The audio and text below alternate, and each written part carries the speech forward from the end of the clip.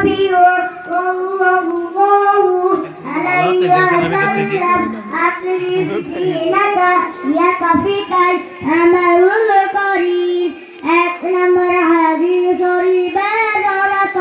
তোমাদের ইবাদতে খাঁটি করো অল্প আমলে নাজাতের জন্য যথেষ্ট হইবে দুই নম্বর হাদিস শরীফ خيركم من تعلم القرآن وعلمه তোমাদের মধ্যে সর্বোত্তম ওই ব্যক্তি যে কোরআন মাজিদ শিক্ষা করে ও অন্যকে শিক্ষা দেয় তিন নম্বর হাদিস শরীফ সওয়াবুল ইলমি ফরিদাতুন আলা কুল্লি মুসলিম দ্বীনি ইলম শিক্ষা করা প্রত্যেক মুসলমানের উপর ফরজ চার নম্বর হাদিস শরীফ আত-তুরু ইয়াত-তারিমান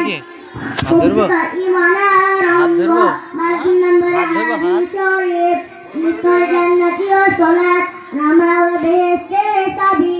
আসসালামু আলাইকুম